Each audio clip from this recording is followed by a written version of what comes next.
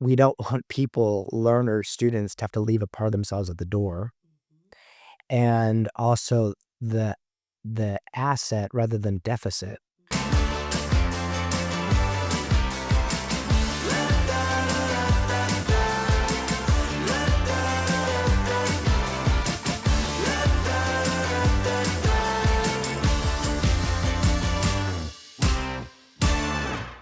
So welcome, welcome, welcome. Now, inclusion can be a tricky word for many leaders, and that's because you want to reach as many people as possible, but you might struggle with the language, like what does inclusion mean, or the right definitions for it, or the best way forward, especially in the era of overwhelm. So we've got Bronwyn Williams on today's show. Now, Bronwyn is an acting manager for Widening Participation at Western Sydney University and oversees a range of programs, including Fast Forward, First Foot Forward, Refugee, New and Emerging Communities, and so much more.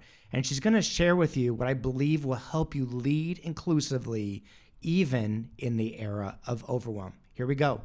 Welcome. So, Bronwyn, welcome to Unleash Learning TV. Thank you. It's lovely to be here. I'm super nervous, but I'm excited at the same time. Nervous just means you care. That's what I've come to believe. So that's what we'll say, right? So, as we we're talking earlier, we're in this new era. I call it the era of overwhelm. And so for leaders that are leading learning, this era is flooding them with information. They're, I would say, completely overwhelmed. They hear terms and phrases. They're often chasing the latest thing. And when it comes to leading learning, and if they've listened to us at Unleash Learning TV or worked with us, if we want to make learning stick for everyone, inclusion is a key that makes that happen. And so one of the reasons I wanted to interview you is to help us continue this conversation, but also you're such a leader in this space. So I think a lot of people are going to learn from the ways you're thinking about this important topic. So thanks for being here. Oh, thank you. Thank you for having me. So I want to start just briefly. Could you tell us what you do at the university? So for leaders who don't know you, what do you do? What's your work like? So I'm currently employed as the Senior Project Officer for Communities in Primary.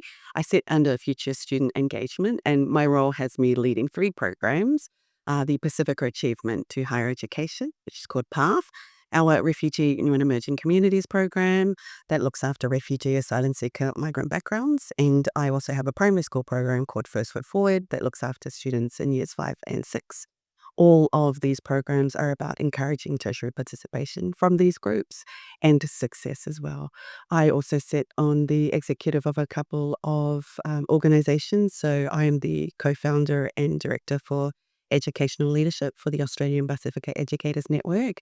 And I also sit as the executive lead for mentoring on the Equity Practitioners Higher Education Australasia. And working on a PhD. Let me just add that. Okay, so you could tell why I wanted to have you here for this conversation. So with that background, I think you've got some things you can say. So I want to ask you this question because in the era of overwhelm, what could happen is people are flooded with terms and phrases, and it's like, oh God, something else. And this is not a something else kind of thing. But I do think, or I should say, and I think definitions can help or help us think about that. So I did want to ask you, what does underrepresented, I'm going to ask a couple of these pieces. What do you think for you does underrepresented mean? Because we hear that term a lot. hmm So, underrepresented at university for me generally refers to groups of people who are lower in numbers compared to that higher population. Um, and this can be due to a number of factors, such as their backgrounds, ethnic, cultural, or ethnic backgrounds, their socioeconomic status, and even their geographical locations. It also means not being seen or heard or represented. And it's more than that. It's those that haven't really had that fair chance due to a number of systemic barriers, such as limited access to information, historical injustices as well, lack of positive role models, cultural and linguistic differences too. I think it's also worth saying that underrepresented is probably the most respectful term that you can use because people from low SES, disadvantaged, marginalized, they don't want to be called Yes. those. And so underrepresented, I think, is a term that does, acknowledge that there is that gap, but it also still leaves some dignity and grace for those from those particular backgrounds. I just want to add, because what I heard you say, we talk a lot about this at Unleashed Learning. You said that the language really matters. I often been talking about people who are experiencing marginalization, people who are experiencing right? So I think about the ways we quote label communities, and you said about underrepresented. That's a really that's a more respected term. And also, what I made me think about when you said that, I got to really pay attention as a leader. I have to see race and gender and languages and nationalities and pathways. I actually have to have I don't mean this self-deprecatingly. I mean it, my eyes have to be open. Yeah. I have to think about identities when you're describing all that. So for me, that's really helpful about the language, the way you're describing the power of language. And I'll add to that too, like, low ECS and marginalized disadvantages, they're quite deficit loaded. Yeah. And so imagine sitting in a room and someone saying, "Oh, I work with low SES and things from that background." It's almost like it fall back into your chair as well. So I think it's also really important to be mindful of the way that you speak and who you are speaking to. So that's in the, here's something I just want to offer for leaders listening is the language we use really matters, right? And also I'm curious about who's, I'm going to say us, who's naming us, and are we taking on what they're naming us as? That's, and I'm just getting chills about what you're talking about. This is why I wanted you here. This is why I wanted you here. So language matters. Getting the language down matters. So let's do the next one. Can I ask another question? Yeah. So the next question I was thinking about, because this is a term that's a very an Australian term, inclusion. It means, now I've been here for almost 20 years. In the States, it means something a little bit different. And it kind of it can whitewash some things by using this term. Even that's probably problematic language. How do you define inclusion? How do you think about inclusion? Um, Inclusion in education, it's creating environments where students feel safe and they feel heard. It's where they don't have to leave parts of themselves at the door in order to fit in. I think in terms of Pacific and refugee backgrounds and the groups that I'm currently working with, inclusion needs to take into account that they've got these additional responsibilities. For example, caring for family members, translating for their parents, or working long hours to support families. Another example is in Pacific cultures when someone passes away, it's not a 1 or 2 day thing; it's a full, couple of weeks, even months as well. And students are away because they've got to fulfill those cultural, family obligations, and they're not disruptions, they're part of their identity and duty. And I think inclusion is building those flexible systems or support systems in place where you don't punish students for being part of a very strong, family or cultural environment. I also think it's encouraging, well, to be supportive of these students who are leading these very complex lives. And how much they add to all of us. And how much they How much they add to all of us. You made me think about the two things that just stood out was we don't want people, learners, students to have to leave a part of themselves at the door. And also the asset rather than deficit. And it makes me think of Unleashed Learning because we talk a lot about building a bridge between who the students are and the content. So you really have to know who folks are to build that bridge, which you're helping us do right here, by the way. 100%. And actually, I had a conversation with a teacher recently, and he said to me, "Man, there has been such a change with students from his particular high school have started to, really think about university." And I said, "Well, what was the catalyst?" And he said, "Your students and my university students had actually gone to that school and they had done a cultural performance. It was just a cultural performance. But the moment that they got off, the high school students said to themselves, we can do that. So that comes with us as well." And, seeing that, he said, was such a catalyst for his students to think that that's university is a safe space for them to belong. Makes me think when you're talking about what leaders and what leadership in the era of overwhelm, there are things we can continue to do and creating that bridge, helping people bring who they are fully to our locations, right? And that's what you're leading in so many ways. And may I just say thank you for doing that. Let me say thank you for doing that. I've got a question so thank you for those definitions because I think that's really helpful the way you think about it. What are some things that innovative leaders that um, do that you think or opens power and possibilities for underrepresented communities? That is a big question. But just generally, some things you've noticed, things that they're doing. Co-design. It's co-designing with the communities that they're actually working with. And I think that's where the real innovation lies. It's understanding that the people closest to the issue are actually the ones that hold those solutions. So it's not I'm going to tell you what you should do. It's what can I do to support you to bring this vision to fruition. I think they're also asking who isn't at the table and how can I bring them to the Can table. you say that again? I think Can you say that about the table? I just think I'm sorry to interrupt you, but I think it's so important. So could you say that again? sure they're asking who isn't at the table and what can I do to bring them to the table. I think one step further from that is also asking, do we need to redesign this table as well? Do we need to redesign the table? I think yes, we do many times, but I don't want to stop you from talking. It's their consultation process as well. It's making sure that so many voices are being heard too. And I think there's also the inclusion of positive role models should be sitting at that table too. Oh God, I just got chills. Okay, I just have a couple more questions. Okay, I could talk to you for hours, but there is limited time. So, um, when you see an inclusive leader, and I'm using that term, what are they thinking about or doing? Now, you kind of said that, but what are they thinking about? They're listening. I think that they're listening before they're leading. They're taking into, they're absorbing what's being shared with them, and they're willing to, even if it's uncomfortable for them, to make those changes as well. I think it's also making sure that they're not overlooking the voices that are needed. I think they also lead with humility and courage. They're also accepting of the fact that they don't know everything. They acknowledge what their blind spots are. Uh, hmm. Um, and they aren't afraid to challenge the status quo. In the Unleashed Learning System, that's the key of educator. So we have very specific definitions about when I say educator, I believe that leaders are educators as well, right? So we have very specific, this isn't just a key, it's a definition.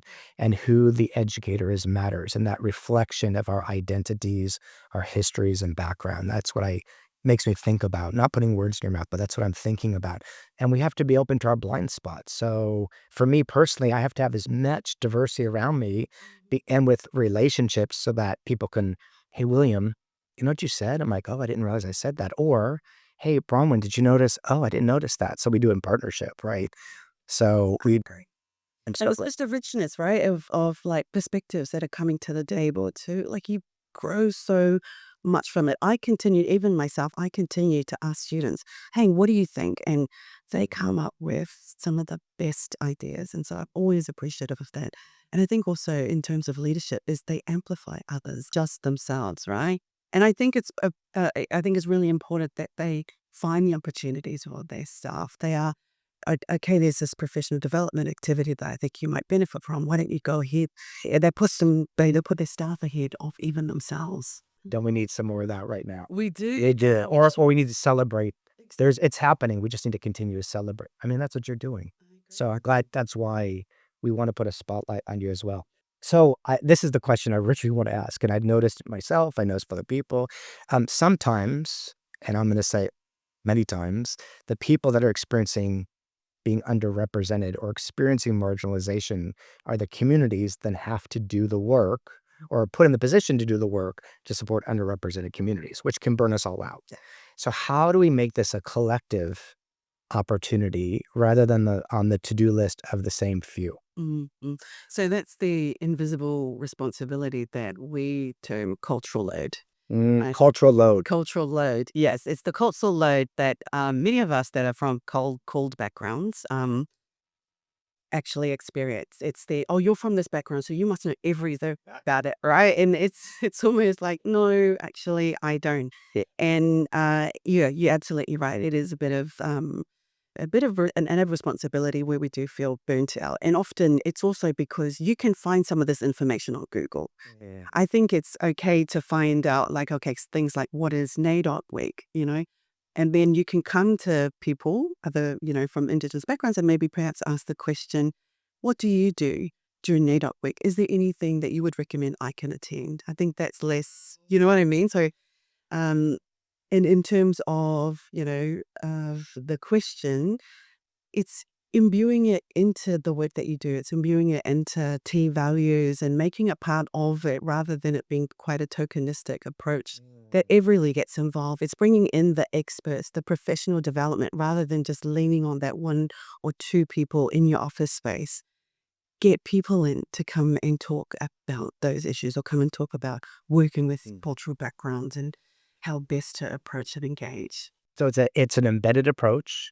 Unleashed learning, when when people understand the unleashed learning system and the definitions, it does become an embedded approach. And it means it's a collective response. It's embedded in the organization. Yes. Yes. Yeah. Yeah. Well, And a really good example of that is, in terms of leadership, was recently we had Reconciliation Week, and our director was who would like to take responsibility, not on the Indigenous teams that look after it. And so I think that was really brave of them to actually do that. Our team took it on, and it was brilliant. I ended up pulling together almost like a little plan. yeah. Got my ideas, and then I put it in front of the team, and they loved it. It was an excellent approach as well. And yeah, I want to ask the last question. I'm mindful we're almost out of time, but I do want to think, you made a comment, and it makes me think that if I'm in a majority position, and I'm going to help lead these efforts, I also have to be courageous because I'm probably going to mess up.